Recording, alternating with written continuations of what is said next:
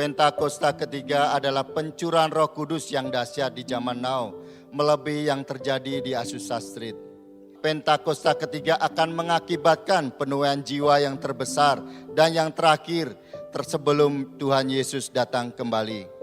Pentakosta ketiga akan membangkitkan generasi Yeremia, yaitu anak-anak muda yang dipenuhi Roh Kudus. Cinta mati-matian kepada Tuhan Yesus, tidak kompromi terhadap dosa, dan akan bergerak untuk memenangkan jiwa. Pentakosta ketiga lahir di Indonesia dan bergerak kepada bangsa-bangsa. Gerakan ini dari timur ke barat dan akan kembali ke Yerusalem. Pentakosta ketiga akan memberikan kuasa yang menyelesaikan amanat agung, dan setelah itu Tuhan Yesus datang kembali.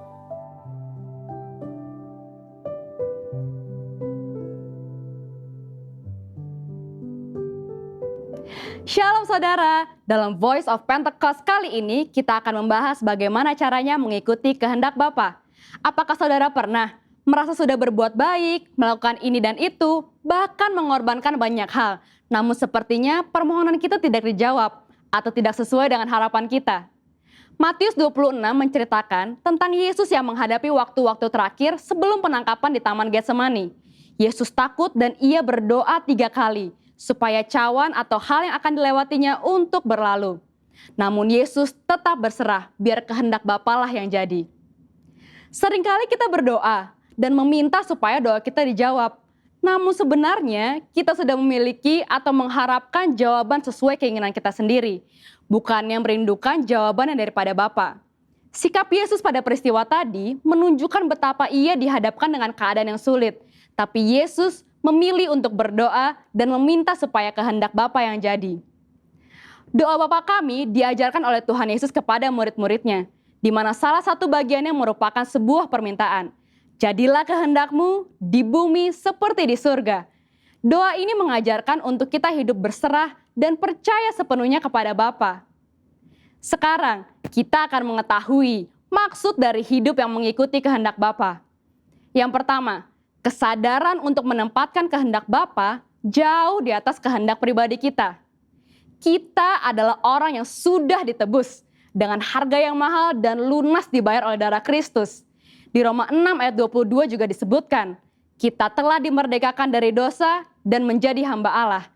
Kehidupan kita bukanlah milik kita sendiri, tetapi milik Bapa. Sudah sepatutnya kita mengikuti kehendak Bapa. Yesus menyampaikan permohonan kepada Bapa di surga. Namun Yesus juga dengan tegas menyatakan, tetapi janganlah seperti yang ku kehendaki, melainkan seperti yang engkau kehendaki. Hidup manusia memang tidak terduga, karena kita tidak tahu apa yang akan terjadi besok.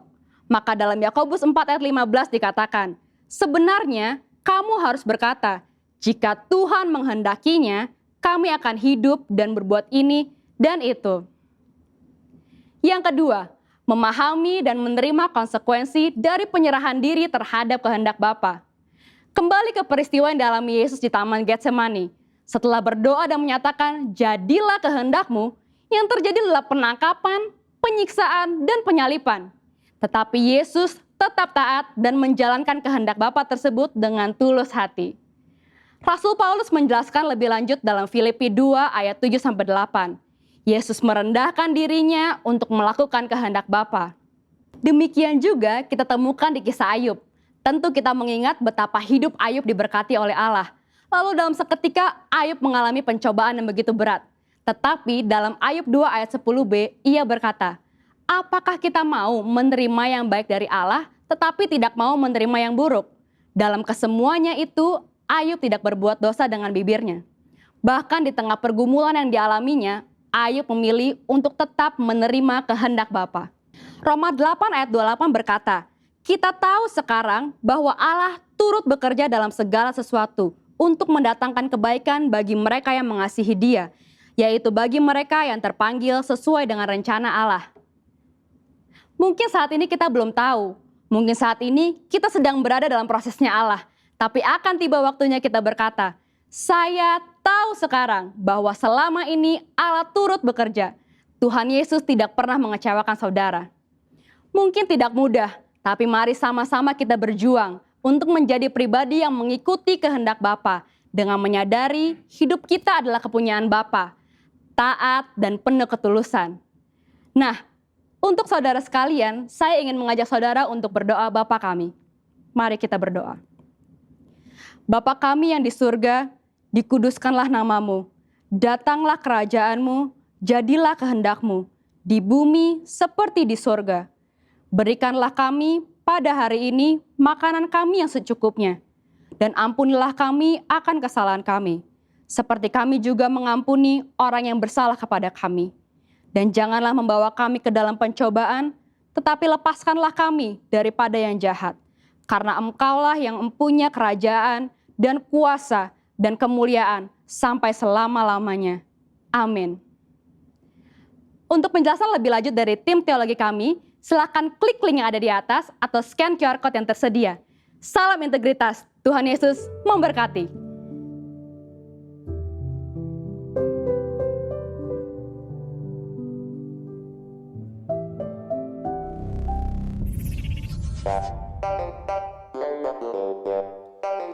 Yes, kami mau nyanyikan pujian terbaik bagi Engkau Tuhan.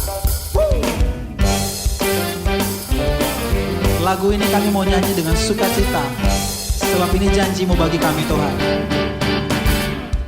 Standing on the promises of Christ my King, through eternal ages let His praises ring.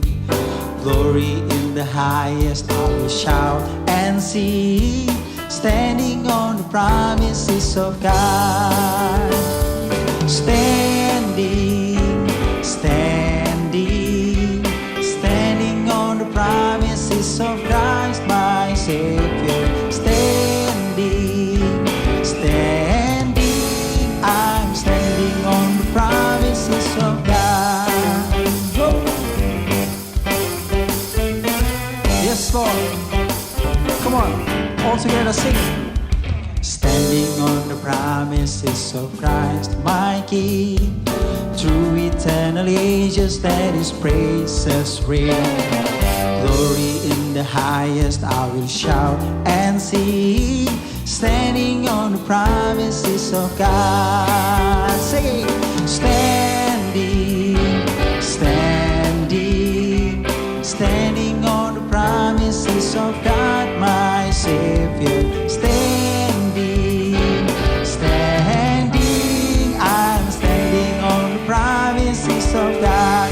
One more time, say, standing, standing, standing on the promises of Christ, my Savior. Standing, standing, I'm standing on the promises of God. One more time, standing, standing, standing on the promises of Christ, my Savior. Standing, standing, I'm standing on the promises of God.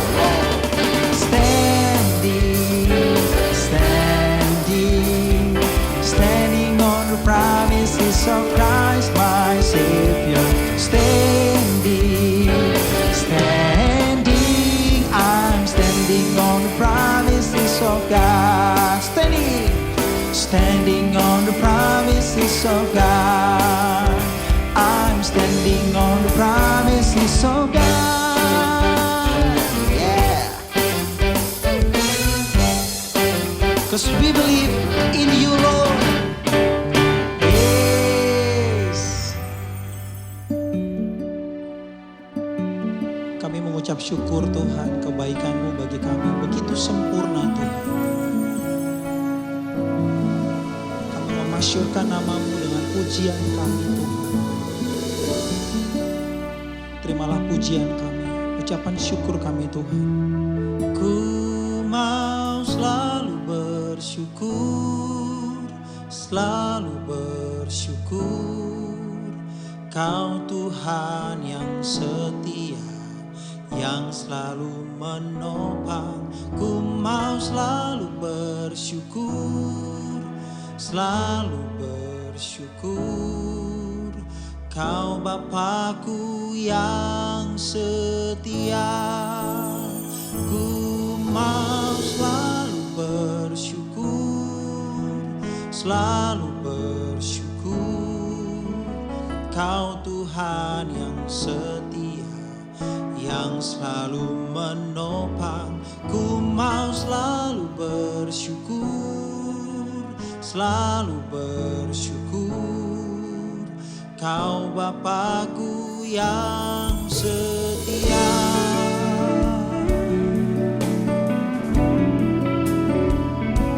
Oh Yesus, terima kasih Tuhan, Engkau baik. Mari bersama naikkan pujian. Dengan apa ku membalas kasih-Mu yang ku terima dari-Mu? Dengan apa ku membalas cinta-Mu? Oh Yesusku, ku mau selalu bersyukur, selalu bersyukur. Kau Tuhan yang setia, yang selalu menopang. Ku mau selalu bersyukur, selalu bersyukur. Kau Bapakku yang setia. Ku mau selalu bersyukur, selalu bersyukur. Kau Tuhan yang setia, yang selalu menopang. Ku mau selalu bersyukur, selalu bersyukur. Kau Bapakku yang setia.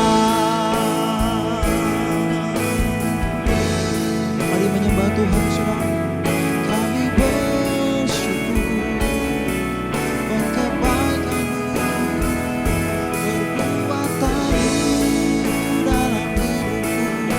Oh Tuhan, kasih setia-Mu. Engkau baik, Engkau ajaib Tuhan. Sebenarnya kita memuji menyembah Tuhan saudara. Haleluya.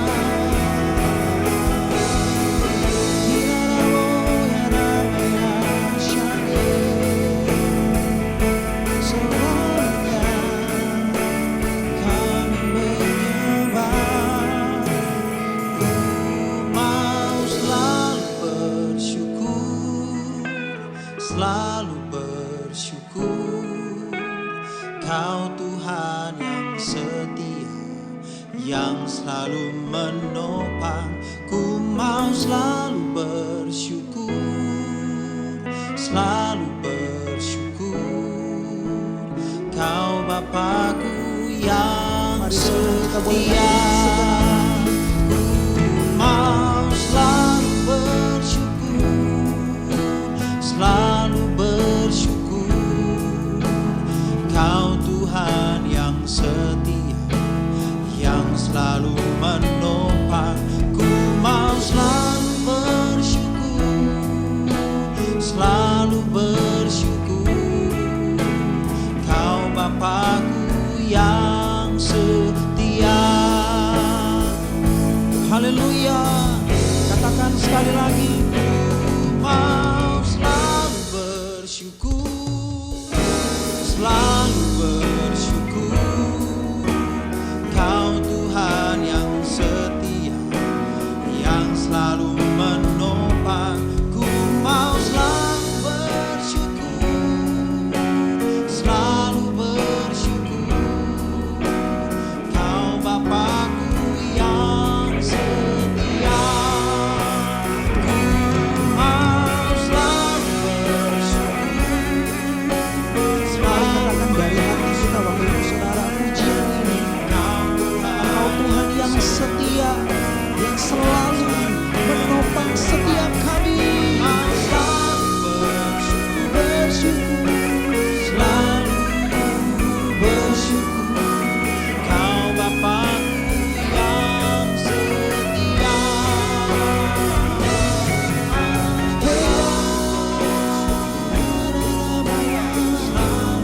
Selalu bersyukur, yang selalu menopang. Mau selalu bersyukur, selalu bersyukur. Kau Bapakku yang setia. Kau Bapakku yang setia. Kau Bapakku yang setia.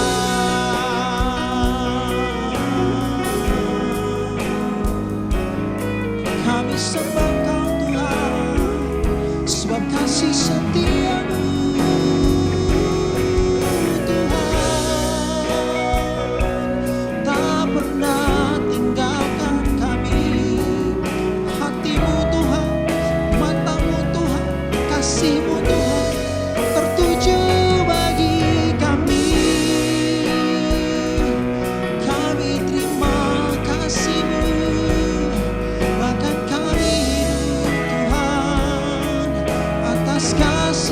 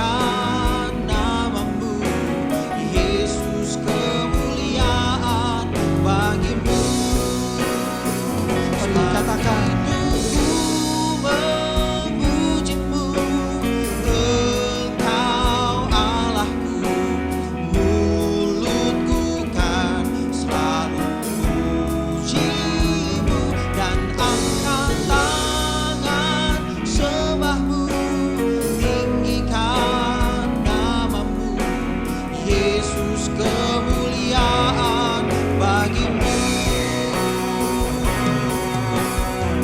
Mari dengan segenap hati katakan, sebab itu ku memujimu, Engkau Allahku, mulutku kan selalu memujimu, dan angkat tangan sembahku, tinggikan namamu, Yesus, kemuliaan bagimu.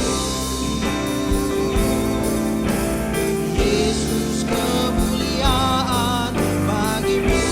Yesus Tuhan, Yesus, kemuliaan bagimu.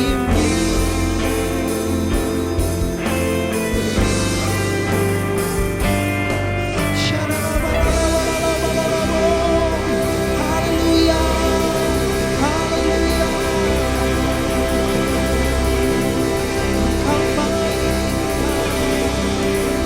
Haleluya.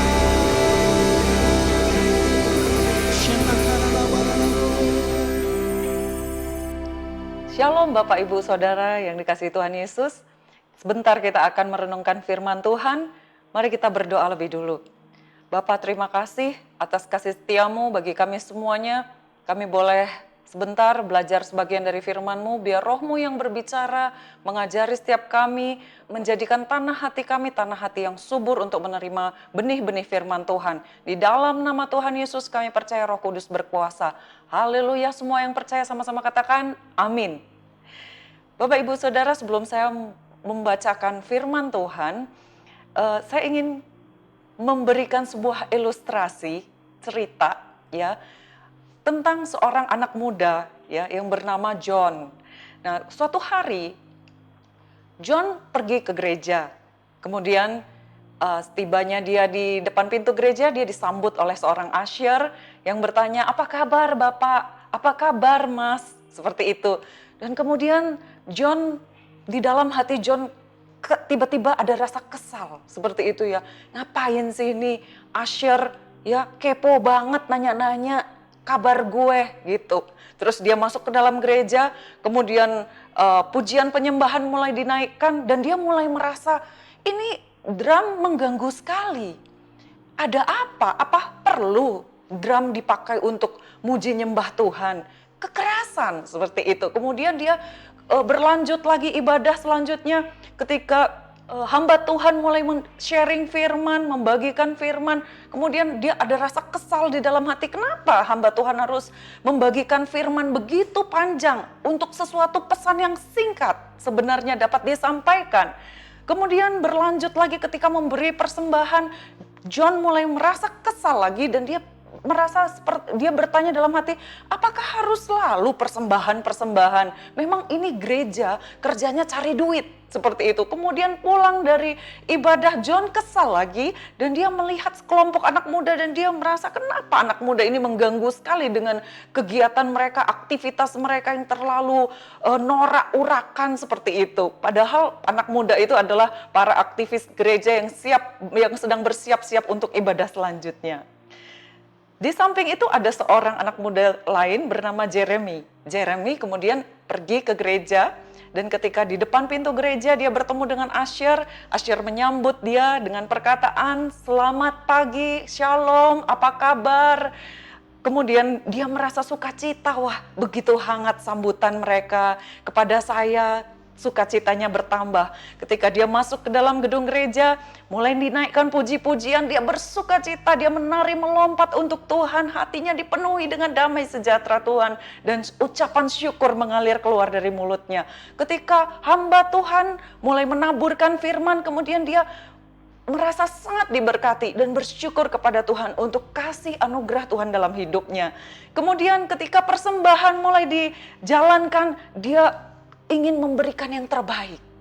Ketika pulang dari tempat ibadah, dia menyaksikan sekelompok anak muda sedang aktif mempersiapkan ibadah selanjutnya, dia ngucap syukur kepada Allah. Dia katakan terima kasih Tuhan untuk gereja ini, di mana mereka menjangkau anak-anak muda untuk melayani Tuhan dan bukan melakukan hal-hal dan kegiatan yang negatif di luar sana.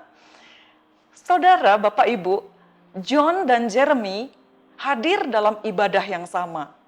Mereka hadir di gereja yang sama, pada jam ibadah yang sama, suasana ibadah yang sama, hari yang sama, tempat yang sama, tanggal yang sama, tetapi suasana hati, respon hati yang berbeda.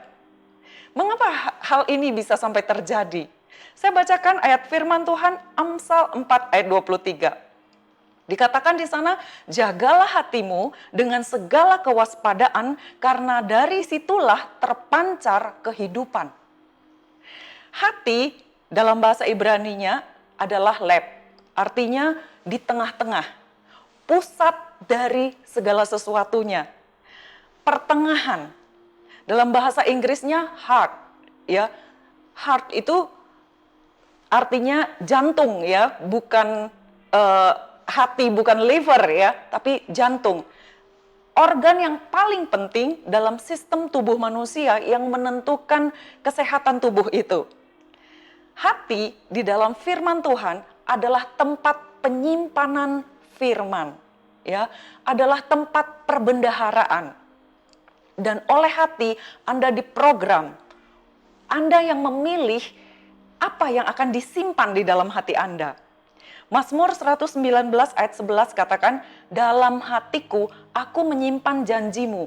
Kalau terjemahan King James, janji itu dikatakan thy words. Thy words itu adalah firman Tuhan. Jadi hati adalah tempat menyimpan firman.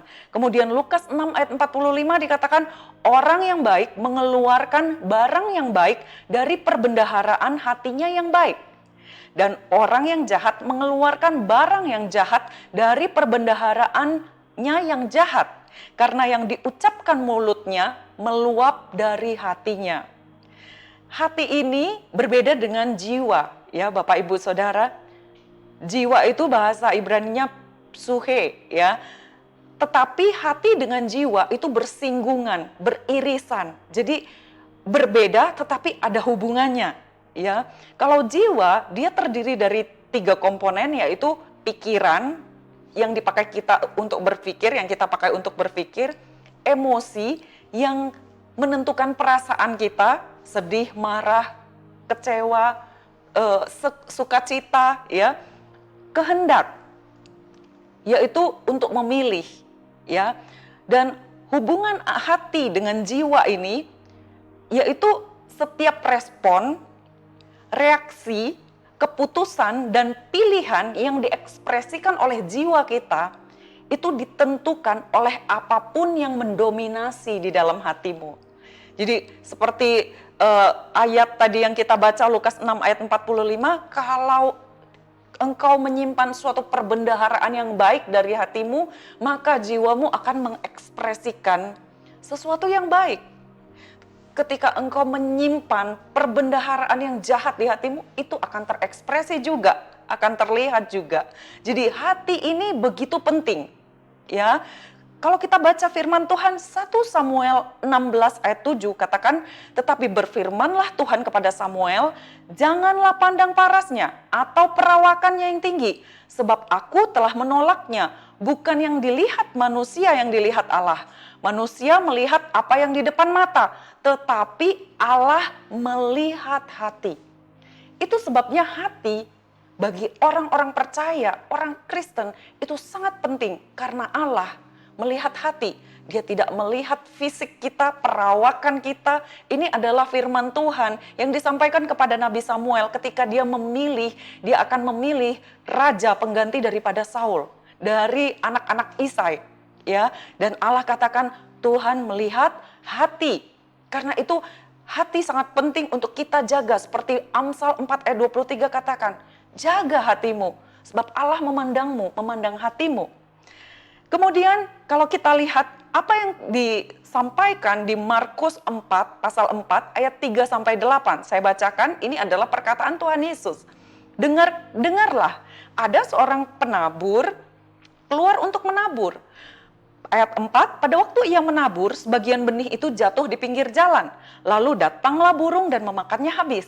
Sebagian jatuh di tanah yang berbatu-batu, yang tidak banyak tanahnya, lalu benih itu pun segera tumbuh karena tanahnya tipis. Tetapi sesudah matahari terbit, layulah dia dan menjadi kering karena tidak berakar. Ayat 7, sebagian lagi jatuh di tengah semak duri, lalu makin besarlah semak itu dan menghimpitnya sampai mati, sehingga ia tidak berbuah. Ayat 8, dan sebagian jatuh di tanah yang baik. Ia tumbuh dan dengan suburnya dan berbuah. Hasilnya ada yang 30 kali lipat, ada yang 60 kali lipat, ada yang 100 kali lipat. Apa yang diceritakan oleh Yesus mengenai perumpamaan ini adalah sebuah prinsip kerajaan Allah, yaitu tentang benih dan tanah. Benih yang dimaksud di Lukas 8 ayat 11 dikatakan, inilah arti perumpamaan itu. Jadi perumpamaan ini juga diceritakan di Matius, di kitab Markus, dan di kitab Lukas sampai 3 kali diceritakan oleh para penulis Alkitab, ya, 3 kali tentang perumpamaan benih dan tanah yang disampaikan oleh Tuhan Yesus. Artinya ini suatu perumpamaan yang penting untuk kita mengerti. Ayat Lukas 8 ayat 11 dikatakan, inilah perumpamaan, arti perumpamaan itu. Benih itu adalah firman Allah, ya. Dan prinsip yang kedua, tanah itu adalah hati manusia, ya. Kalau kita coba melihat kembali apa yang disampaikan oleh Tuhan Yesus, berarti tanah itu ada 4 jenis. Dikatakan di sana tanah di pinggir jalan, tanah berbatu-batu, tanah bersemak duri, dan tanah yang subur, tanah yang baik. Nah, apa arti dari tanah-tanah yang dikatakan ini? Kita sama-sama udah sering mendengar tentang perumpamaan ini dan disampaikan oleh hamba-hamba Tuhan. Gak ada salahnya kita kembali mengulas, ya, untuk kita mengingat kembali. Tanah pinggir jalan itu adalah tanah yang sering diinjak-injak. Yang dimaksud dengan tanah pinggir jalan dalam perumpamaan ini yang disebut Yesus adalah setapak jalan di antara kebun jagung, ya, kebun buah-buahan atau kebun jagung yang dibuat oleh para petani, dan itu adalah jalur untuk orang berjalan, sehingga itu diinjak-injak, ya. Itu yang disebut tanah pinggir jalan dalam perumpamaan ini. Dia sering diinjak-injak, prosesnya lama, selalu diinjak-injak sehingga dia keras, ya. Itu adalah menggambarkan suatu hati yang keras, hati yang sombong. Ada ketidakpercayaan di sana. Karena apa? Karena kepahitan dan duka cita yang berlarut-larut, yang berakumulasi sedemikian lama dalam hidupnya. Ya, sehingga dia sulit untuk menerima kebenaran firman Tuhan. Sehingga ketika benih firman itu ditaburkan, tidak sempat tumbuh. Segera hilang, lenyap, dimakan burung, artinya dicuri iblis. Karena kekerasan hatinya, ya. Mungkin juga kekerasan hati ini kita bisa bayangkan sebagai sebuah proses ketika pembuatan lilin, ya. Pembuatan lilin itu enggak terus dituang lilin seperti itu, tapi pembuatan lilin itu, waxing itu adalah selapis demi selapis demi selapis, sehingga akhirnya menjadi sebuah lilin yang utuh. Atau ada ilustrasi tentang seseorang yang sedang belajar gitar, ya, mungkin pertama kukunya jari-jarinya terasa sakit, tapi lama-lama ketika dia belajar gitar dan semakin mahir, ujung-ujung jarinya mulai kapalan, dan itulah yang disebut mengeras di dalam ayat ini, ya, yang disebut tanah pinggir jalan yang keras. Yang kedua adalah tanah berbatu-batu. Ini menggambarkan lapisan tanah yang tipis, dan di bawahnya ada begitu banyak batu-batuan, sehingga ketika benih itu jatuh di tanah itu, dia tidak sempat berakar. Kalaupun dia berakar, akarnya kecil. Ini adalah suatu gambaran tentang hati yang dipenuhi dengan perkara-perkara dunia, ya. Batu-batuan itu adalah hal-hal perkara duniawi yang membuat stres, yang membuat depresi, yang membuat panik, dan pemahaman akan firman yang salah, keliru, sehingga ketika dia menerima firman itu, dia memiliki sudut pandang yang keliru sehingga ketika dia menghadapi persoalan dan ujian, dia hancur. Ya, dia tercabut dengan segera karena akarnya nggak dalam.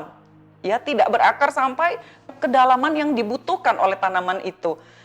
Dan sehingga dia juga tidak akan berbuah. Yang ketiga adalah tanah bersemak duri. Ini menggambarkan tentang orang-orang yang hatinya penuh dengan kekhawatiran. Ya, kekhawatiran akan kekayaan, ya, kekayaannya di mana hartamu berada, di situ hatimu berada, ya. Tapi juga akan kemiskinan. Pokoknya kekhawatiran akan segala hal yang bersifat materialistik, ya, yang bersifat keuangan, ya, finansial, ya, hal-hal yang materi. Mungkin dia ngalamin kemiskinan sehingga dengan demikian dia setiap saat memikirkan kekhawatiran akan kemiskinan itu sehingga itu saja pergumulannya. Inilah orang yang punya hati bersemak duri sehingga apa yang ditaburkan itu tidak membuahkan hasil. Karena begitu ada kekhawatiran itu muncul, dengan sekejap dia lupa firman. Tidak berbuah juga. Dan yang terakhir adalah tanah yang subur, yang menggambarkan sebuah kapling tanah, ya, yang benar-benar tidak ada penghalang bagi benih untuk tumbuh, berakar sampai ke dalam, kuat, dan berakar sampai ke atas, dan menghasilkan buah-buah yang manis.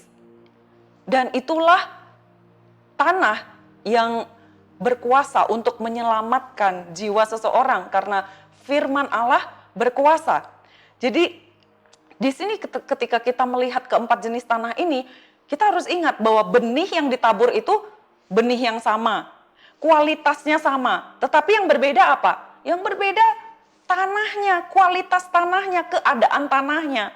Itulah sebabnya, ya, sangat penting tanah ini menggambarkan hati. Jadi yang terlebih penting adalah tanahnya bagi kita karena Allah sudah memberikan firman-Nya. Hamba-hamba Tuhan menaburkan firman itu ketika menyampaikan firman Tuhan dalam setiap ibadah. Atau mungkin kita mendengarkan firman Tuhan dari berbagai media. Tetapi ketika hati kita, ya, tidak bisa menyambut benih itu, kita tidak akan berbuah. Ya, jadi bukan kualitas benihnya, tapi tanahnya. Karena itu hati kita itu penting sekali untuk dijagain menjadi tanah yang subur. Dan kemudian bagaimana caranya supaya tanah ini kemudian bisa berubah dari tanah yang keras, pinggir jalan yang berbatu, yang bersemak duri menjadi tanah yang subur? Apakah bisa? Bisa, ya. Bisa terjadi suatu perubahan, yaitu ketika orang tersebut mengalami pergumulan kehidupan dan pertanyaan-pertanyaan di dalam hidupnya yang dia tidak dapat menemui jawaban dari kehidupan di dunia ini. Dan kemudian dia mulai bertanya dari sisi sudut pandang firman Tuhan. Itulah ciri-ciri orang yang mulai ngalamin perubahan dari tanah yang keras menjadi tanah yang subur. Dan dari perumpamaan ini kita dapat mengambil suatu kesimpulan bahwa semua masalah manusia berakar asalnya adalah dari keadaan hatinya. Markus 4 ayat 13 katakan, lalu Yesus berkata kepada mereka, tidakkah kamu mengerti perumpamaan ini? Kalau demikian bagaimana kamu dapat memahami semua perumpamaan lain? Apa yang Yesus maksudkan di sini? Artinya Yesus katakan, jika kamu nggak ngerti perumpamaan tentang benih dan tanah ini yang disampaikan Yesus di Markus 4 tadi, ya, di Lukas 8, jika kamu tidak mengerti tentang perumpamaan ini, artinya kamu nggak ngerti inti persoalan masalah manusia sebenarnya, akarnya, asalnya, intinya adalah masalah hati. Dan bagaimana mungkin kamu dapat mengerti perumpamaan lain? Artinya Tuhan katakan, bagaimana mungkin kamu dapat menolong orang lain kalau kamu perumpamaan yang menjadi dasar dari persoalan manusia aja kamu nggak bisa ngerti. Ya, karena itu apa yang Tuhan maksudkan lewat Markus 4 ayat 13 ini? Tuhan ingin kita mengerti betul tentang hati, tentang perumpamaan tanah ini. Efesus 3 ayat 20 katakan, bagi dialah yang dapat melakukan jauh lebih banyak dari apa yang kita doakan atau pikirkan, seperti yang ternyata dari kuasa yang bekerja di dalam kita. Kuasa yang bekerja di dalam kita. Ya, Sering kali kita tidak menyadari ini. Ketika kita hadapin persoalan, masalah, kita itu selalu kemudian, oh saya harus begini. Kita itu selalu ingin menyelesaikan masalah dengan perubahan-perubahan eksternal, dengan perubahan perilaku, perubahan keadaan. Itulah yang menyelesaikan masalah. Tapi ternyata kalau kita pelajari apa yang baru saja kita bicarakan, masalahnya bukan bagaimana kita mengubah apa yang di luar. Sesungguhnya Efesus 3 ayat 20, Tuhan katakan, kamu akan mengalami perubahan di luar ketika kamu ngalamin perubahan hati di dalam. Transformasi, perubahan dari dalam adalah perubahan yang terjadi dalam kehidupan seseorang ketika kebenaran Kristus disampaikan, termanifestasi. Jadi kita ini adalah seperti yang ternyata dari kuasa yang bekerja di dalam kita. Jadi ada sebuah kuasa di dalam kita yang bekerja, yang akan mengubahkan kita, sehingga mengubahkan keadaan kita dan mengubahkan persoalan kita. Jadi artinya ubah dulu tanah hatimu. Karena kita adalah orang-orang yang mengalami firman Tuhan adalah firman yang melakukan transformasi di dalam kita. Transformasi itu dari dalam, inside out. Ya, kembali lagi kita harus ingat perubahan yang terjadi pada orang Kristen adalah dari dalam keluar. Kalau kita masih berusaha dari luar ke dalam, itu nggak akan kekal. Itu nggak akan selamanya. Hanya sementara saja kemudian kita akan berhadapan dengan masalah yang sama lagi. 2 Petrus 1 ayat 3 katakan, karena kuasa ilahinya telah menganugerahkan kepada kita segala sesuatu yang berguna untuk hidup saleh dan pengenalan kita akan Dia yang telah memanggil kita oleh kuasanya yang mulia dan ajaib. Ya, ada kuasa ilahi di dalam kita yang akan mengubahkan kita, yang membuat kita dapat menghadapi persoalan kita, menemukan penyelesaian dari setiap persoalan kita. Jangan cari apa yang dapat mengubahkan engkau dari luar sana, tapi dari dalam sini, dari dalam hatimu. Ubahkan hatimu menjadi tanah yang subur untuk terima benih-benih firman Allah. Terakhir, sebelum saya tutup, dikatakan firman Tuhan di Amsal 4 ayat 20 sampai 23, saya bacakan, hai anakku, ya ayat 20, perhatikanlah perkataanku. Maksudnya apa? Baca firman, perhatikan perkataanku. Artinya baca firman, arahkan telingamu. Artinya dengar firman, dengar khotbah, ya apa yang disampaikan hamba Tuhan kepada ucapanku. Arahkan telingamu kepada ucapanku. Ayat 21, janganlah semua itu menjauh dari matamu. Artinya apa? Fokus kepada firman. Simpanlah itu di dalam lubuk hatimu. Artinya apa? Meditasikan firman. Ya, jangan hanya dibaca sekedar saja, tapi kita meditasikan setiap hari. Firman ayat 22, karena itulah yang menjadi kehidupan bagi mereka yang mendapatkannya dan kesembuhan bagi engkau yang sakit. Engkau mengalami kesakitan kemudian engkau pergi ke dokter cari obat, cari pengobatan alternatif. Nggak ada salahnya, saya tidak melarang dan tidak menyalahkan orang-orang yang pergi mencari kesembuhan di luar sana. Tetapi hampir semua persoalan dan semua sakit penyakit itu asalnya dari dalam, dari keadaan hatinya. Itu yang firman Tuhan katakan, bukan saya yang katakan. Tapi firman Tuhan ayat 22 tadi katakan, Amsal 4 ayat 22, karena itulah yang menjadi kehidupan. Ya, pilihlah kehidupan atau kematian. Tentu kita akan memilih kehidupan bagi mereka yang mendapatkannya dan kesembuhan bagi seluruh tubuh mereka. Penyakit apapun, ini firman Tuhan yang katakan, seluruh tubuhmu, penyakit apapun itu. Mungkin kau katakan, aku cuman pusing. Tanah hati, kembali lagi. Dikatakan di sini, itulah kesembuhan bagi seluruh tubuhmu. Aku cuman pilek, kesembuhan bagi seluruh tubuhmu. Aku cuman pegal-pegal, kesembuhan bagi seluruh tubuhmu. Yang menentukan adalah kondisi hatimu.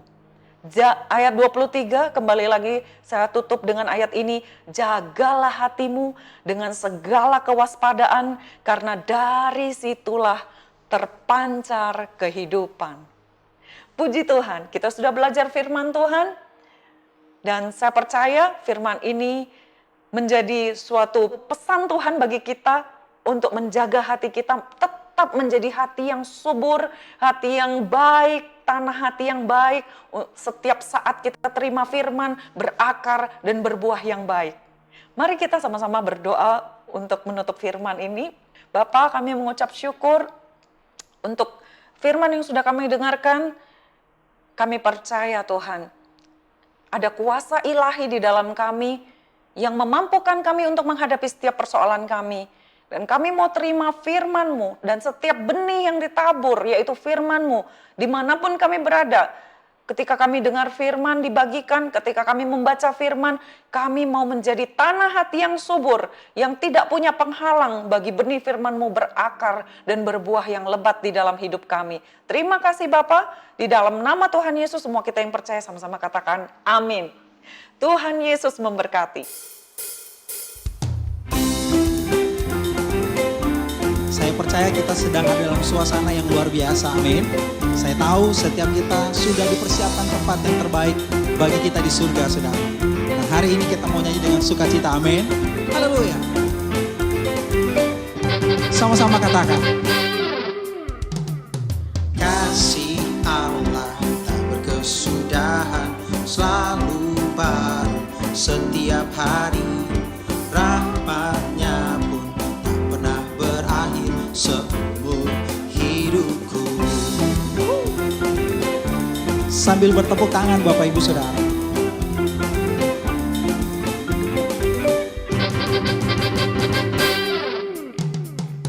Kasih Allah tak berkesudahan, selalu baru setiap hari.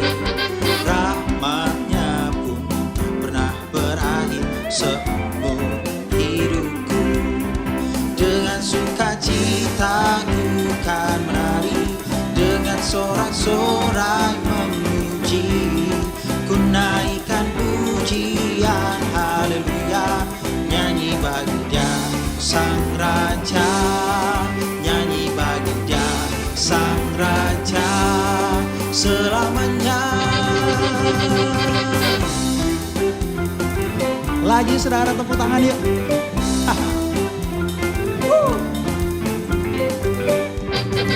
Sama-sama saudara. Kasih Allah tak berkesudahan, selalu baru setiap hari. Ya, rahmat-Nya pun tak pernah berakhir seumur hidupku. Dengan sukacita ku kan menari, dengan sorak-sorai memuji. Ku naikkan pujian, haleluya. Nyanyi bagi Dia Sang Raja, nyanyi bagi Dia Sang Raja. Dengan sukacita, come on saudara, dengan sukacita menari, menyanyi bagi nama Tuhan saudara, buat perbuatan yang terbaik bagi saudara dan saya. Haleluya, nyanyi bagi Dia Sang Raja, nyanyi bagi Dia Sang Raja. Katakan selamanya, selamanya. Tepuk tangan tanpa ragu saudara, dengan sukacita. Yeah. Semua ini Tuhan, kami persembahkan bagi-Mu Tuhan Yesus.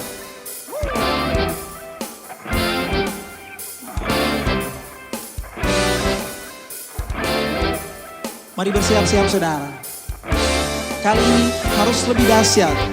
Dengan sukacita ku kan menari, dengan sorak-sorai memuji. Ku naikkan pujian, haleluya. Nyanyi bagi Dia Sang Raja, nyanyi bagi Dia Sang Raja. Sekali lagi. Dengan sukacita ku kan menari, dengan sorak-sorai memuji. Ku naikkan pujian, haleluya. Nyanyi bagi Dia Sang Raja, nyanyi bagi Dia Sang Raja. Katakan selamanya.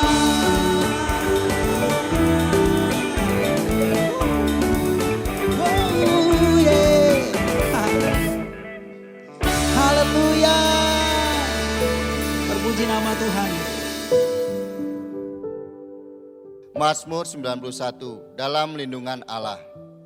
Orang yang duduk dalam lindungan yang Maha Tinggi dan bermalam dalam naungan yang Maha Kuasa akan berkata kepada Tuhan, tempat pelindunganku dan kubu pertahananku, Allahku yang kupercayai. Sungguh Dia yang akan melepaskan engkau dari jerat penangkap burung, dari penyakit sampar yang busuk. Dengan kepaknya Ia akan melindungi engkau, di bawah sayapnya engkau akan berlindung, kesetiaannya ialah perisai dan pagar tembok. Engkau tidak usah takut terhadap kedahsyatan malam, terhadap panah yang terbang di waktu siang, terhadap penyakit sampar yang berjalan di dalam gelap, terhadap penyakit menular yang mengamuk di waktu petang. Walau 1.000 orang rebah di sisimu dan 10.000 di sebelah kananmu, tetapi itu tidak akan menimpamu. Engkau hanya menontonnya dengan matamu sendiri dan melihat pembalasan terhadap orang-orang fasik. Sebab Tuhan ialah tempat pelindunganmu, yang Maha Tinggi telah kau buat tempat perteduhanmu.